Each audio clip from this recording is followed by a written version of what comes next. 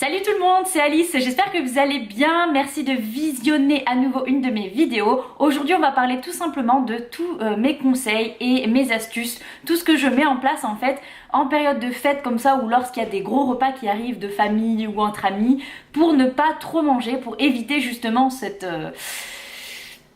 crise de je me jette sur tous les petits fours et je mange 1 milliard de chocolat parce que c'est trop bon et que j'arrive même pas à me résister quoi, c'est le craquage complet. Et c'est des petites astuces qui vont vous aider énormément pour Noël, pour le premier de l'an, etc. Mais que j'aimerais que vous mettiez en place en fait tout le long de l'année parce que c'est des astuces qui peuvent être valables toute l'année, tout le temps, pour vous aider à limiter en fait ces crises de suralimentation où on s'est privé trop longtemps, donc on craque sur tout ce qui se passe.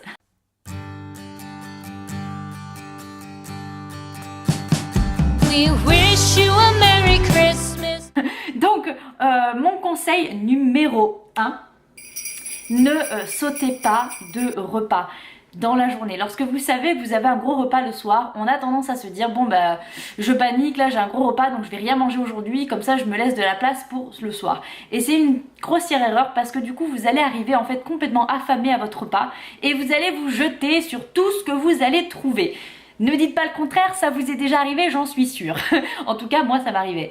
Et donc du coup, mangez normalement pendant votre journée parce que sinon vous allez vous jeter sur tout. Le fait d'avoir mangé, d'arriver avec un estomac qui n'est pas vide, vous allez faire des choix beaucoup plus conscients parce que vous ne serez pas affamé. Et c'est lorsque l'on a vraiment très faim qu'on fait de moins bons choix. Ce qui m'amène à mon conseil numéro 2.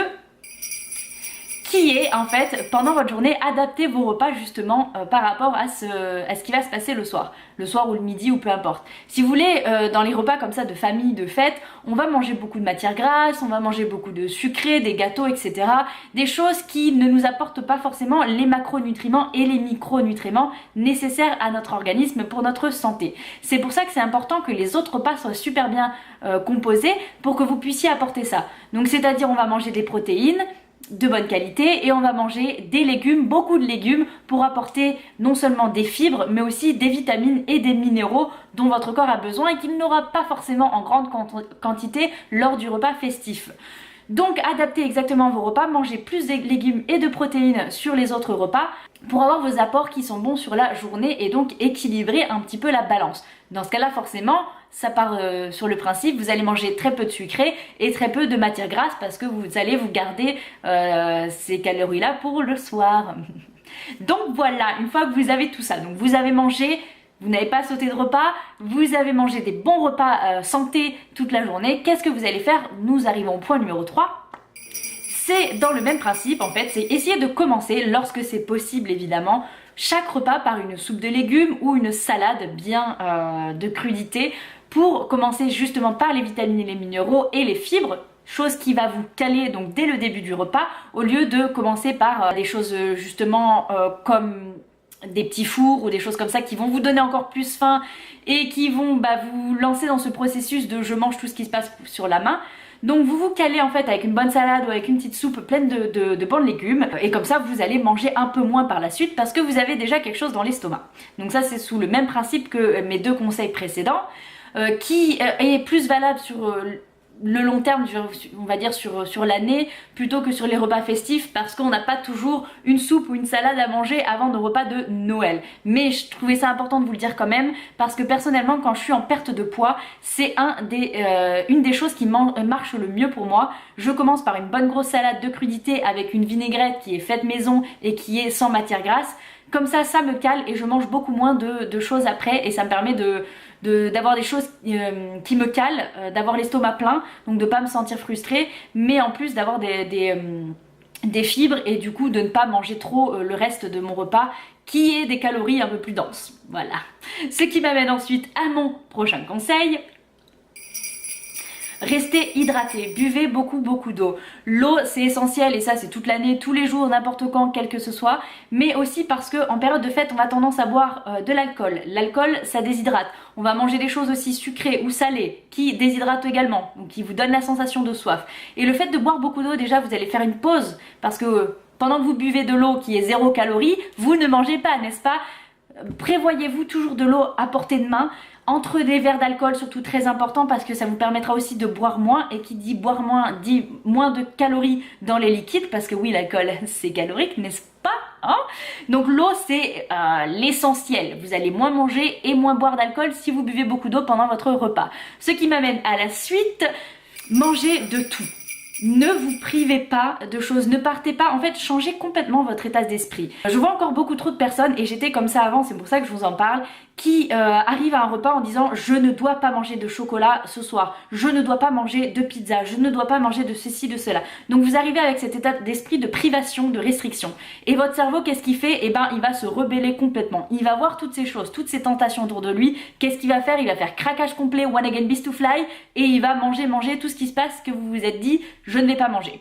Donc au lieu de vous dire je ne dois pas manger ça, je ne mange pas ça, dites-vous soit je peux en manger mais je contrôle mes quantités. On va manger une petite part de pizza, une petite part de petit four, juste doucement, des petites portions, habitués à manger de tout mais en petites portions, parce que c'est la quantité qui va primer.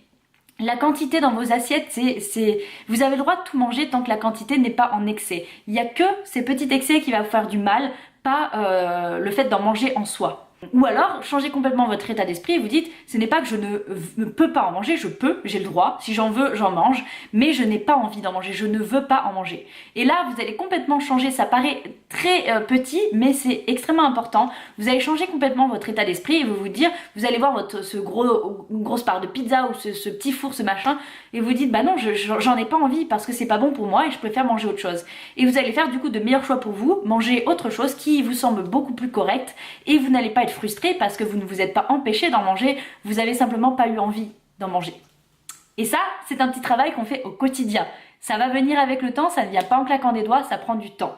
Et ça m'amène du coup à un astuce qui est à peu près dans le même style, c'est-à-dire que lorsque vous avez des gros repas comme ça, on a tendance à se servir une grosse portion parce que c'est super bon, sauf que après toute la famille autour ils vous disent ah resservez-vous, il en reste, il faut manger.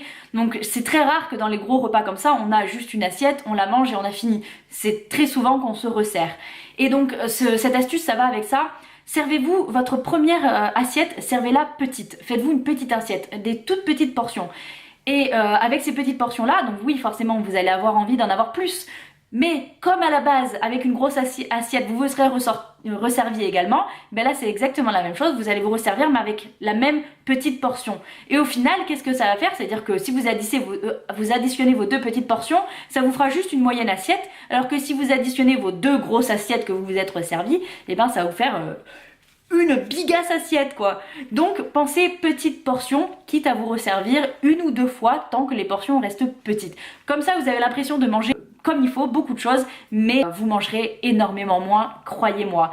Et ce qui va de pair avec mon prochain conseil, mangez le plus doucement possible. N'oubliez pas que manger doucement, c'est pas seulement important pour manger moins, c'est important pour votre santé. Lorsque vous mangez, vous mettez les aliments dans votre salive, donc les salives vont créer les enzymes digestives, ça commence dans votre bouche, c'est pour ça qu'il faut absolument bien mâcher, parce que c'est ce qui va déclencher votre digestion dans votre estomac, et lorsque vous allez avaler vos aliments en tout petit, bien broyés, votre corps va digérer au top, il va être prêt pour ça. Si vous avalez tout d'un coup, il va pas être prêt et vous allez très mal digérer. Croyez-moi, en plus, il ne va pas garder les bons nutriments dont il a besoin. Hein. Il va pas y arriver, le beau chouchou là. Donc, mangez tout doucement, mâchez bien. Parce qu'en plus, ça va permettre à votre corps de savoir quand est-ce qu'il n'a plus faim. Vous allez pouvoir apprendre en fait à écouter votre corps et vous dire là, je dois arrêter de manger, je n'ai plus faim. Si vous mangez vite, plus vous mangez vite, plus vous allez vous gaver et plus vous allez manger en grande quantité parce que vous en avalez beaucoup plus en un court temps en fait si vous voulez. Donc prenez le temps en fait de savourer, d'apprécier votre repas, de manger en pleine conscience, de regarder autour de vous qu'est-ce qui se passe, de vous distraire aussi, de discuter avec ceux qu'il y a autour pour ne pas rester focus complètement sur l'alimentation et vous dire faut que je mange. Laissez votre cerveau aller à l'instant présent, au moment, à tout ce qui passe, à votre famille autour, à toutes les discussions que vous avez à avoir, à tout ce partage en fait, pour ne pas être tout simplement fixé sur manger. Ça c'est super important. Et ça m'amène à mon prochain conseil. Bougez, bougez, bougez. Il n'y a rien de plus important que de bouger. C'est pas parce que c'est Noël, parce que c'est l'hiver, parce que c'est les fêtes, parce que c'est la famille qu'on doit s'arrêter de bouger. Alors soit vous en faites une affaire personnelle et vous levez le matin, vous allez courir pour préparer votre corps, brûler plus de calories, faites votre séance de sport si vous le pouvez, c'est pas une raison pour arrêter le sport lorsque c'est les fêtes, ou tout simplement faites-le encore mieux et faites-en une affaire familiale, c'est-à-dire que tout le monde va bouger ensemble, vous allez vous balader, marcher pendant 1 heure après le repas pour mieux digérer, vous faites un jeu, un big jeu en famille où vous êtes en train de bouger, tout ce que vous pouvez trouver comme astuce pour ne pas rester assis sur la chaise. S'il y a des enfants, allez jouer avec les enfants, trouvez des astuces, il y a des jeux en famille, il y en a tellement, il y a plein de trucs super intéressants à faire. Mais ne restez pas assis sur votre chaise et bougez au maximum. Le lendemain, c'est pareil, allez courir pour éliminer. Vous pouvez le prendre comme un décrassage si vous voulez. Tant que vous bougez, c'est pas grave comment vous le ressentez. Mais allez continuer à bouger et votre corps va éliminer tout ça beaucoup plus rapidement.